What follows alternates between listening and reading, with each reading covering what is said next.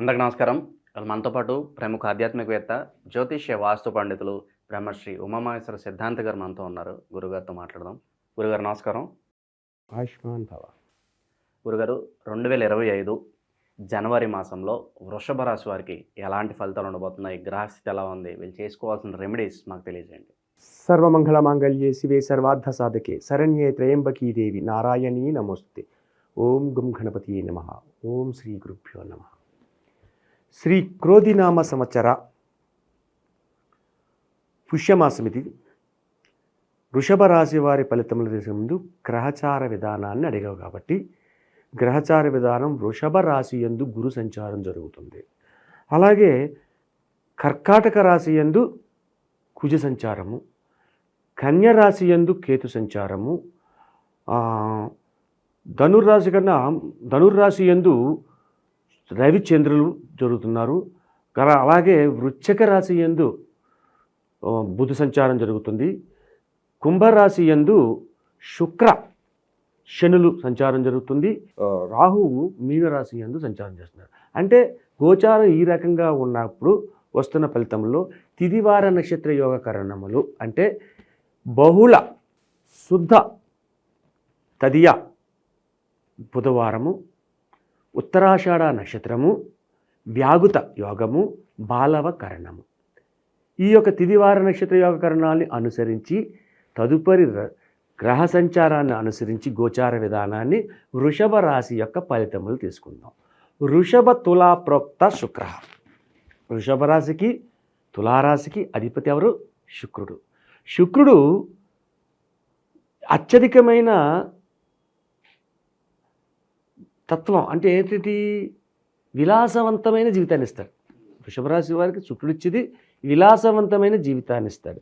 అయితే శుక్రగ్రహము ఎచ్చర సంచారం చేస్తుంది? మిత్రుడు అయిన శనితో కలిపి కుంభరాశిలో సంచారం చేస్తున్నాడు.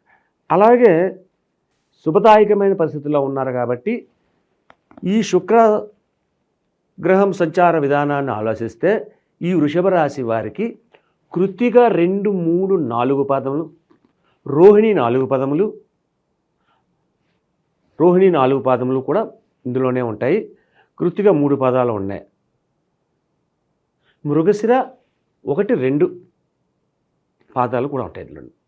ఈ యొక్క పాద విధానాన్ని తీసుకుని జాతకాన్ని చూసుకుంటే రోహిణి నక్షత్రం ఉన్నవారు అందరూ కూడా శుభదాయకమైన ఫలితాలు పొందుతున్నారు, ఎక్కువ ఫలితాలు పొందుతున్నారు.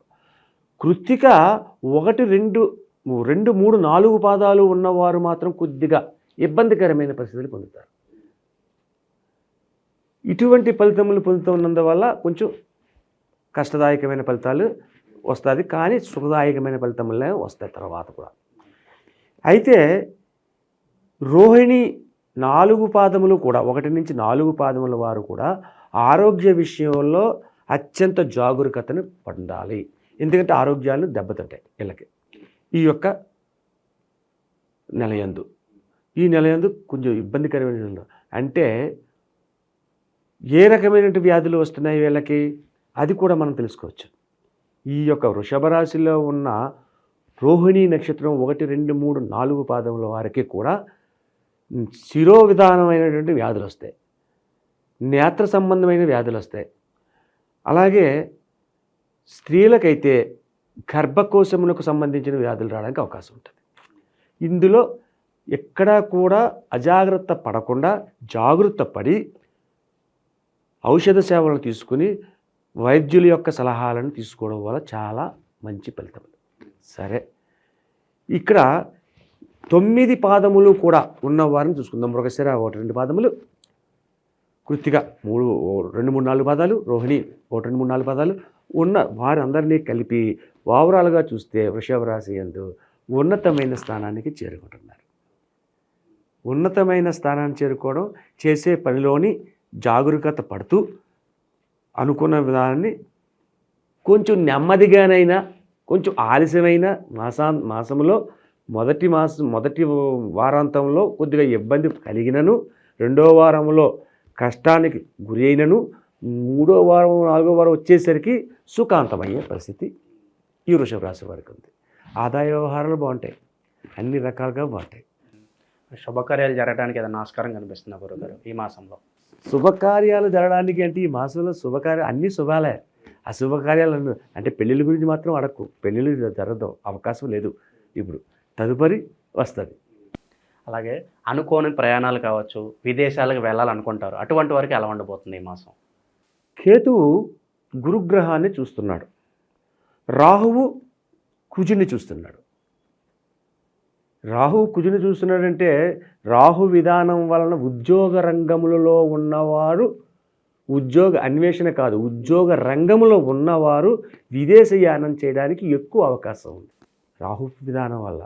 గురుకేతువులు కూడా యోగదాయకమైన స్థితిని ఇస్తున్నారు కాబట్టి, ఒకరి మీద ఒకరి దృష్టి ఉంది కాబట్టి యోగదాయకమైన పరిస్థితులు. కొత్తగా విద్యలు అభ్యసించి ఇతర దేశాలకు వెళ్ళి చదవాలి అనుకునే విద్యార్థులు ఉంటారు. ఇక్కడ విద్య అయిపోయింది, ఇతర దేశాలకు వెళ్ళి చదవాలనుకునే వాళ్ళు ఉంటారు. గురుతత్వ విధానం వల్ల వస్తుంది కాబట్టి వాళ్ళకి విదేశీ గమనం చేయడానికి అవకాశం ఉంది. ఇళ్ల స్థలాలు కావచ్చు, గృహాలు కావచ్చు కొనుక్కోవాలనుకుంటారు కొత్త సంవత్సరం కాబట్టి, మరి అటువంటి వారికి వృషభ రాశిలో ఎలా ఉండబోతోంది? వృషభ రాశిలో ఇళ్ల స్థలాలు కొనాలి, కట్టాలి అన్నది ఇప్పుడు అది కొంచెం హాస్యాస్పదమైన పదం. ఎలాగంటే జనవరి నెలలో ఇది పొందాం, ఏది భోగి వచ్చింది, సంక్రాంతి వచ్చింది, అనేక రకమైన ఖర్చులు వచ్చాయి, ఇవన్నీ చేసిన తర్వాత మళ్ళీ వెంటనే మనం టాటా బిర్లాలం కాదు కాబట్టి మన వల్ల కాదు. తర్వాత ఉగాది తర్వాత ఇటువంటి వ్యవహారాలు చేస్తే ఫలిస్తుంది. కానీ ఇప్పుడు చేస్తే ముందే పడ్డ తర్వాత మళ్ళీ వెంటనే పడితే ఇంకో దెబ్బ తగులుతుంది కదా, కాబట్టి అది క్షేమదాయకం కాదు. గురుగారు అలాగే వైవాహిక జీవితం ఎలా ఉండబోతుంది? అలాగే సంతానం లేక ఇబ్బంది పడుతూ ఉంటారు, అటువంటి వారి పరిస్థితి ఎలా ఉండబోతోంది? వైవాహిక జీవితంలో శుక్రుడు ఆధిపత్యాన్ని వహించాడు కాబట్టి, శుక్రుడు అంటేనే క్షేమదాయకుడు, కామదాయకుడు కూడా. కాబట్టి భార్యాభర్తల మధ్యన వృషభ రాశిలో ఉన్న భార్యాభర్తలు ఎవరికి కూడా తగవులు, కుట్లాటలు లాంటివి ఉండవు.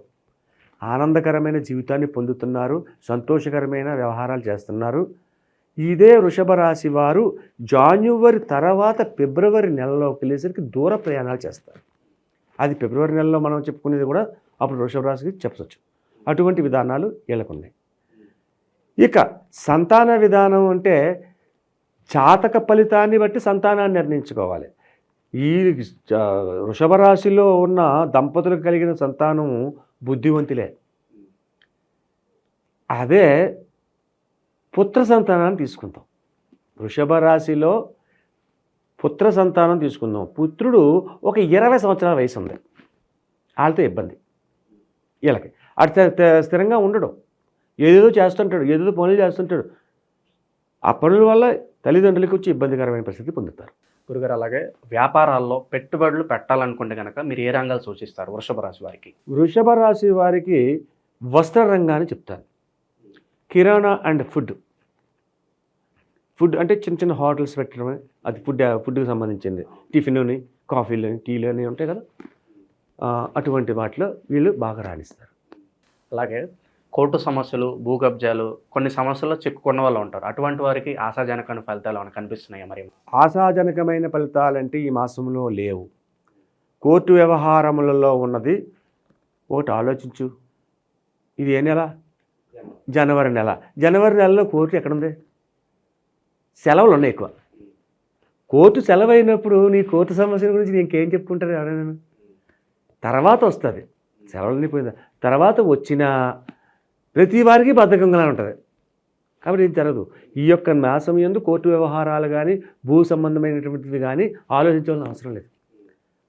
రూల్గా మనం ఆలోచించుకోవాల్సింది ఏంటంటే జాన్యువరి నెలనగానే అధికమైన ఖర్చులు, అధికమైన ఊర్లు వెళ్ళడం, ఎవరో సిటీల్లో ఎవరో ఉండరు.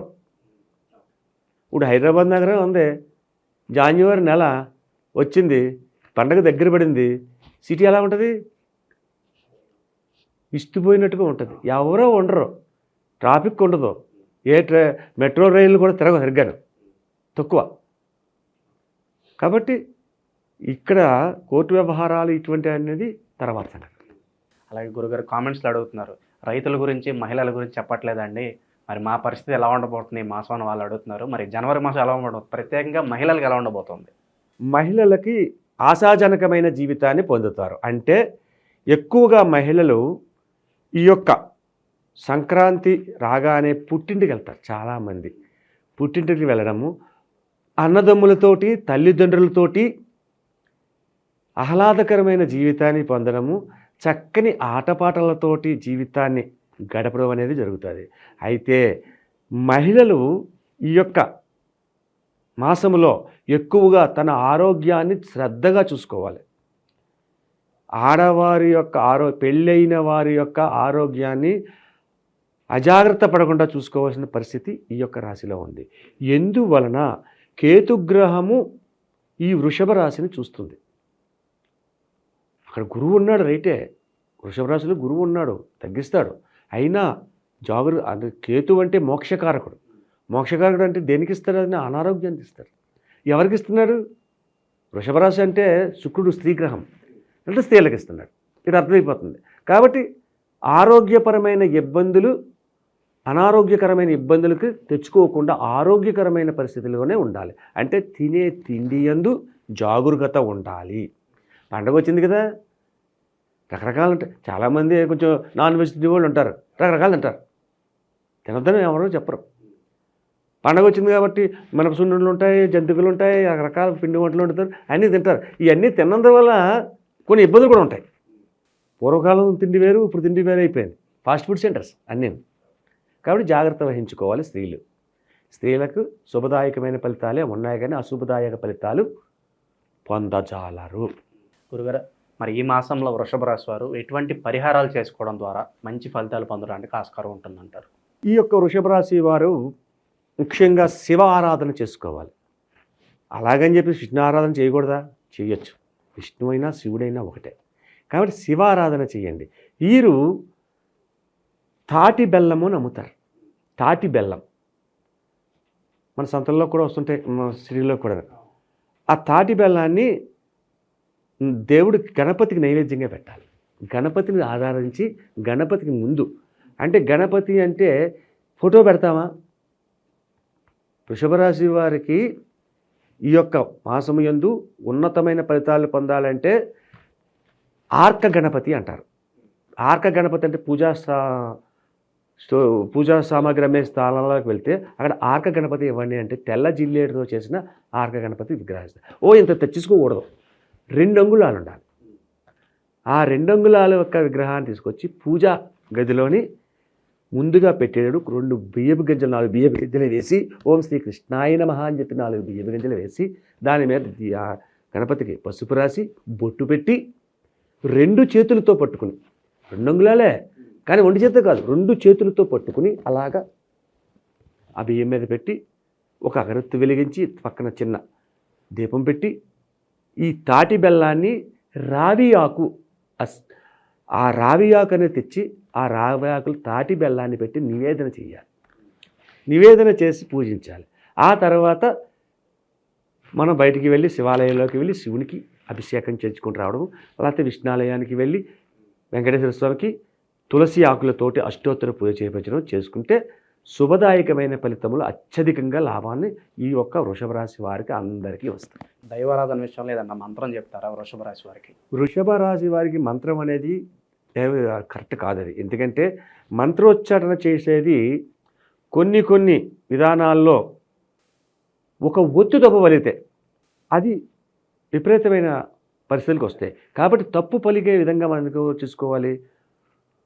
కాబట్టి దైవనామస్మరణని ఓం నమ శివాయ, హరహర మహాదేవ, శంభో శంకరాయ, లేకపోతే ఓం శ్రీ విష్ణువే నమః, ఓం శ్రీ మాత్రే నమః, ఇటువంటి విధంగానే వెళ్ళాలి.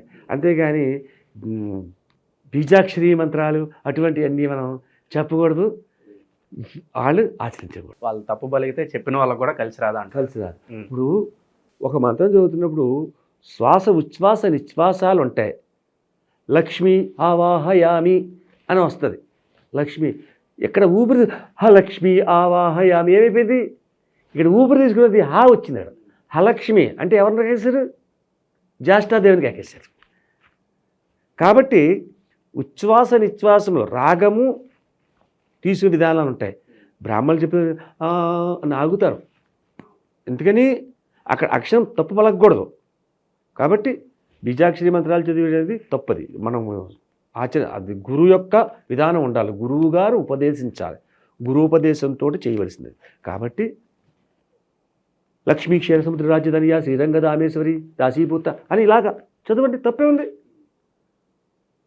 ఇంకా మంచిది ఇంకా ఏంటంటే ఓం త్రయంబకం యజామహే సుగంధిం పుష్టివర్ధనం ఉర్వారుకమివ వందనాత్ మృత్యోర్మృత్యయ మామృతాత్ చదవండి, తప్పే ఉంది. గోవింద హరి గోవింద గోకులనందన గోవింద ఇది చదవండి, ఏమైంది? ఓం శ్రీ మాత్రే నమః, ఓం శ్రీ మాత్రే నమః అంతకంటే ఏముంది? ఇదే కరెక్ట్. జనవరి మాసంలో వృషభ రాశి వారికి ఎలాంటి ఫలితాలు ఉంటాయి, అలాగే మీరు చేసుకోవాల్సిన పరిహారాలు తెలియజేసినందుకు ధన్యవాదాలు గురుగారు. ఆయుష్మాన్ భవ.